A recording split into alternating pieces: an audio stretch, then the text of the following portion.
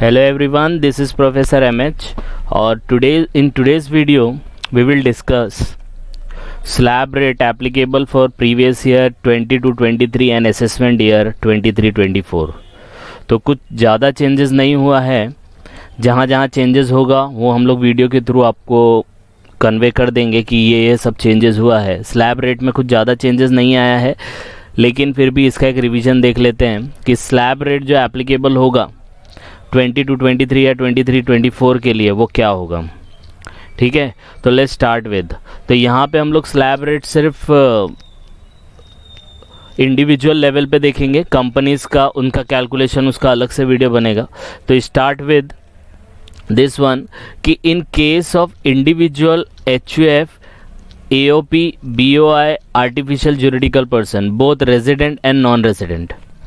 इसका मतलब क्या है कि स्लैब रेट हम लोग किस चीज़ का देख रहे हैं, स्लैब रेट देख रहे हैं इंडिविजुअल। इंडिविजुअल में कौन होगा, जैसे mister A, mister B, mister X, mister Ram, mister Shyam, वो होंगे।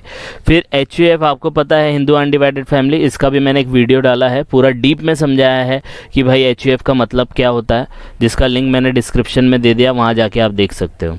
एसोसिएशन ऑफ पर्सन होता है, it is a combination of various person, like individual भी उसमें होंगे, फर्म भी होंगी, कंपनीज भी होंगी, उसको बोलते हैं association of person. Body of individual, ये नाम से ही पता चल रहा है इंडिविजुअल ये जो है ये आपस में ग्रुप बनाते हैं कुछ काम के लिए, that is called body of individual. Artificial juridical person मतलब आर्टिफिशियली क्रिएट किया है, जिसके अंदर आपको याद रखना है यूनिवर्सिटी, बार काउंसिल, ये सब। आई बात समझ में? तो इनका जो स्लैब रेट है ये अपनी इनकम पे टैक्स कैसे भरेंगे, तो ये दोनों बात किसकी हो रही है, रेजिडेंट एंड नॉन रेजिडेंट। मतलब वो इंडिया का रेजिडेंट हो या बाहर का रेजिडेंट हो, उसको यही स्लैब रेट आएगा, इतनी इनकम पे उसको टैक्स आएगा। तो कितनी इनकम पे आएगा, ये टेबल के थ्रू बताया गया है कि इंडिविजुअल लेस देन 60 ईयर्स होना चाहिए। इनमें तो उम्र का कोई मतलब ही नहीं है। इंडिविजुअल जिसमें राम और श्याम आते हैं उसमें एज लिमिट है लेस देन 60 ईयर्स। ये बोला है लेस देन, ये ध्यान में रखना है अपने को। मतलब लेस देन 60 ईयर मतलब 59 ईयर 11 मंथ्स इतना होना चाहिए। 60 ईयर्स या उसके अबव होएगा तो सीनियर सिटीजन बन जाएगा। तो इसमें क्या बोला है कि इन लोगों को अपने इनकम का अगर 2.5 लाख है तो उसके ऊपर रेट कितना आएगा, नील, मतलब टैक्स अमाउंट कितना आएगा, 0 आएगा। फिर 2,50,000 से लेके 5 लाख के बीच में अगर रहेगा तो 5% जो अमाउंट कैलकुलेट करके आएगा वो, मतलब बैलेंस कितना बचा, 2.5 लाख। तो 2.5 लाख के ऊपर आपको 5% निकालना होगा। फिर 5 लाख टू 10 लाख के बीच में अगर इनकम होगी तो उसके ऊपर कितना परसेंटेज निकालना होगा, 20%। तो 20% निकालेंगे तो ये आएगा 5 से 10 लाख के बीच में, रेंज कितना हो जाएगा, 5 लाख का। तो 5 लाख के ऊपर आपको 20% देना है और अमाउंट लिखते जाना है। तो यहाँ पर आप अमाउंट लिखोगे। फिर आ गया है अबाउट 10 लाख, मतलब जितनी भी इनकम होगी, समझो सामने वाले की इनकम 12 लाख है, तो 12 लाख में से अप टू 10 लाख तो दे दिया ना, तो बचा जो 2 लाख है उसके ऊपर आपको कितना भरना पड़ेगा, 30% भरना पड़ेगा। तो इस तरीके से स्लैब रेट कैलकुलेट होता है इंडिविजुअल का। बस ये याद रखना, ये individual HUF AOP BOI AGP ये जितने भी है ये रेजिडेंट और नॉन रेजिडेंट दोनों के लिए एप्लीकेबल है। आई बात समझ में? अब हम लोग चलते हैं, लेस देन 60 ईयर्स हैं, अब चलते हैं 60 ईयर्स और मोर, जिसको हम लोग सीनियर सिटीजन बोलते हैं। तो सीनियर सिटीजन जो होता है उसकी उम्र कितनी होनी चाहिए, तो 60 ईयर्स को एक्सीड होना, मतलब 60 साल, 60 साल या उससे ज़्यादा होनी चाहिए। और लेस देन कितनी होनी चाहिए, 80 ईयर्स, मतलब 80 ईयर्स के नीचे होनी चाहिए। 80 ईयर्स मतलब उसके अंदर ही अंदर, एग्जैक्टली 80 ईयर्स भी नहीं। ये बहुत जन को कन्फ्यूजन होता है कि 80 ईयर्स होगा तो लेने का या नहीं लेने का। तो यहाँ पे दिया लेस देन 80 ईयर्स, मतलब 80 साल एग्जैक्ट नहीं होना चाहिए। 80 साल एग्जैक्ट होगा तो दूसरे कैटेगरी में आ जाएगा। सेम वे में यहाँ पे लेस देन 60 ईयर्स बोला है तो 60 साल से नीचे ही होना चाहिए। एग्जैक्ट 7 साल आएगा या उसके ऊपर आएगा तो वो इंडिविजुअल यहाँ पे सीनियर सिटीजन में काउंट हो जाएगा। तो स्लैब रेट देखो सीनियर सिटीजन का भी सेम है, सिर्फ इसमें एक चेंजेस किया है कि यहाँ पे 2.5 लाख की जगह कितना किया है, 3 लाख। तो देखो यहाँ पे 2.5 लाख था, यहाँ पे 3 लाख कर दिया है। नील होगा 3 से 5 5%, 5 to 10 20% और 10 लाख के ऊपर 30%। तो सीनियर सिटीजन में आपको क्या याद रखना है, क्या याद रखना है कि आपको 3 लाख तक नॉट कोई भी टैक्स नहीं भरना है। और अगर सीनियर सिटीजन नहीं हो तो कितने तक नहीं भरना है, 2.5 लाख तक नहीं भरना है। आई बात समझ में? तो दोनों का स्लैब रेट जो है वो ऑलमोस्ट सेम है, सिर्फ वो 3 लाख को छोड़ के। देखो रेट भी सेम है। आई बात समझ में? तो ये हो गया सीनियर सिटीजन। अब आते हैं जो मेन पार्ट है वो है सुपर सीनियर सिटीजन। अब ये सुपर सीनियर सिटीजन कौन है? जिसकी 80 साल या उससे ज़्यादा उम्र हो। तो नाम में ही लिखा है देखो सुपर, आपने सुपरमैन का नाम सुना होगा, उसकी मूवी भी है वो भी देखी होगी। तो वो सुपरमैन क्या है? ऐसे ऐसे काम करता है जो नॉर्मल आदमी नहीं कर पाता है। तो ये 80 साल जी गया, ये 80 साल ये बंदा जी गया, मिस्टर जो भी है XYZ 80 साल के ऊपर जी गया, तो भाई ये सुपरमैन ही माना जाएगा ना, इसलिए इसका नाम सुपर सीनियर सिटीजन रखा है। तो ये कौन बंदे होते हैं? ये वो बंदे होते हैं जिनकी उम्र 80 साल के ऊपर या 80 साल हो। ये देखो ये साइन आपको याद रखना है, दिस वन ग्रेटर देन और इक्वल टू।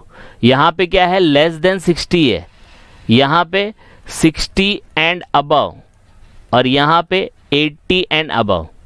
तो यहाँ पे बहुत है कि यहाँ पे up to 5 lakh is nil, up to 5 lakh मतलब यहाँ पे जो दो कैटेगरी ना, ये 1-2 की, 1-2 की, ये दोनों मिला दिया है, सीधा 5 लाख कर दिया। मिलाएंगे ना भाई, ये नॉर्मल आदमी है 60 साल के नीचे वाला, ये 60 साल है और ये सीनियर सिटीजन है, तो मतलब ये दोनों ही क्लब हो गया। तो अप टू 5 लाख यहाँ पे इसको क्या बोला है? नील बोला है। भाई तू रख ले पैसा, क्योंकि तुझे ज़्यादा ज़रूरत होगी, क्योंकि तू सुपर सीनियर सिटीजन है।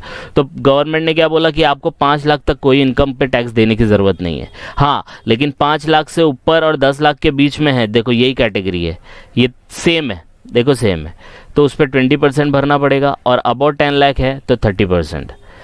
आई बात समझ में? इसका मैं कैलकुलेशन का एक आपको वीडियो डिस्क्रिप्शन में दे दूंगा, या 1-2 दिन में वो वीडियो भी आ जाएगा, जिससे आपको समझ में आएगा कि कैलकुलेशन कैसे करना है। तो ये जो अमाउंट निकले हैं रेट्स के हिसाब से, ये सिर्फ आपको बताते कितना टैक्स भरना है, उसके ऊपर सरचार्ज लगता है, उसके ऊपर एजुकेशन सेस लगता है, वो हम लोग प्रैक्टिकल क्वेश्चन में देखेंगे कैसे होगा। आई बात समझ में? बस ये याद रखना, आप टैक्स चाहे 1 रुपया भरो या 1 लाख भरो, आपको हेल्थ एंड एजुकेशन सेस भरना पड़ता है, जिसका रेट है 4%। आई बात समझ में? तो जो भी टैक्स आएगा उसका 4% आपको बाय डिफ़ॉल्ट निकालना है। तो ये जो भी अमाउंट आएगा उसका 4% आपको कैलकुलेट करना है। आई बात समझ में? तो ये 60 साल आपको समझ में आया, ये सुपर सीनियर सिटीजन का मतलब समझ में आया। अब अगर इसको तीनों को आप मर्ज करो तो टेबल कुछ इस तरीके से बनेगा कि भाई 2.5 से 3 लाख के बीच में अगर 60 साल से कम है तो नील होगा, अबव 60 साल है तो उसके लिए 3 लाख है तो भी नील होगा, और अबव 80 ईयर्स है तो उसके लिए भी नील होगा। फिर 2.5 लाख से 5 लाख, 2.5 लाख हो या 5 लाख हो, देखो यहाँ पे साइन डाला है, से 5 लाख के बीच में है तो इसको 5%, इसको 5% और इसको नील आएगा। और 5 से 10 लाख के बीच में तीनों का रेट देखो सेम है 20%, और अबव 10 लाख है तो 30%, 30%, 30%। एक एग्जाम्पल आपको दे देता हूँ जिससे समझ में आएगा। समझो ये तीनों बंदे हैं, ये 3 बंदे हैं, मिस्टर ए, मिस्टर बी और मिस्टर सी। तीनों का इनकम कितना है? 8 लाख है। कितना है? 8 लाख है, बराबर है। अब 8 लाख है तो अगर आप इसमें कैलकुलेट करेंगे, बराबर है, इसको मैं आपको कैलकुलेट करके बताता हूँ। तो 8 लाख है तो अप टू 2.5 लाख, तो ये नील हो गया। यहाँ पे मैं इसको इरेज कर देता हूँ, तो यहाँ पे नील आएगा। पहले इसका देख लेते हैं, फिर 5% निकालेंगे तो 2.5 लाख से 5 लाख के बीच में कितना हो गया? 2.5 लाख का 5%। तो अगर आप 2.5 लाख का 5% निकालेंगे तो कितना आएगा? तो 2.5 लाख का 5% तो 12,500 आएगा। तो इसके अंदर आपका कितना, आप पहले मैं लिख देता हूँ, 8 लाख का आपको कैलकुलेट करना है, ठीक है। तो इसका आएगा 12,500। आई बात समझ में? फिर ये 5 से 10 लाख के बीच में, तो 5 लाख का गैप हो गया, तो 5 लाख आएगा। तो 5 लाख पे 20% कितना आएगा? तो 5 लाख का 20% 1 लाख आएगा। आई बात समझ में? तो इसका भी कितना हो जाएगा आपका? तो यहाँ पे आपको 1 लाख आएगा, ठीक है। ये मैं छोटा सा लिख देता हूँ। अब अबाउट 10 लाख है, अबाउट 10 लाख है तो आपकी इनकम कितनी थी? 8 लाख। 8 लाख से अभी तक, अब यहाँ पे हम लोग ने 5 से 10 लाख के बीच का रेंज लिया, लेकिन उसकी इनकम तो सिर्फ 8 लाख ही थी ना। तो यहाँ पे आपको 5 से 10 लाख के बीच में 5 लाख के गैप पे नहीं लेना है, 5 लाख से 8 लाख के गैप में लेना है। तो कितना आएगा? 5 नहीं आएगा, 3 आएगा। तो 3 पे 20% लेने का, तो 3 लाख का 20%, तो गलत हो गया था वो, तो आएगा 60,000। तो यहाँ पे आपको 1 लाख नहीं लिखना है, यहाँ पे आपको कितना लिखना है? 60,000। आई बात समझ में? अब देखो सीनियर सिटीजन का है तो यहाँ पे 2.5 12.5 सेम रहेगा, बराबर है। नहीं, यहाँ पे चेंज हो जाएगा क्योंकि यहाँ से 3 से 5 लाख के बीच में, सीनियर सिटीजन में 2.5 लाख नहीं है, 3 से 5 लाख के बीच में। तो यहाँ पे मैं रब कर देता हूँ, ये वाला इधर नहीं आएगा। तो फिर हम लोग अभी क्या करेंगे, तो 3 से 5 लाख के बीच का गैप कितना है, 2 लाख है। तो 2 लाख का 5% कितना आएगा, 2 लाख का 5%, तो 2 लाख का 5% इज़ 10,000 इंटू 5%, तो 10,000 आएगा। तो यहाँ पे आपको लिखना पड़ेगा 10,000। तो यहाँ पे मैं लिख देता हूँ 10,000। आई बात समझ में। अब 5 से 10 लाख के बीच में, तो 10 लाख तो उसकी इनकम नहीं है, 8 ही लाख है। तो 5 से 10 लाख मतलब 5 से 8 लाख के बीच में कितना गैप है, 3। तो 3 पे 20% सेम है, तो 60,000 आएगा। आई बात समझ में। तो ये 60,000 हो गया। अब यहाँ पे आ जाते, ये वाला नहीं आएगा क्योंकि उसकी इनकम 10 लाख के ऊपर जा ही नहीं रही है।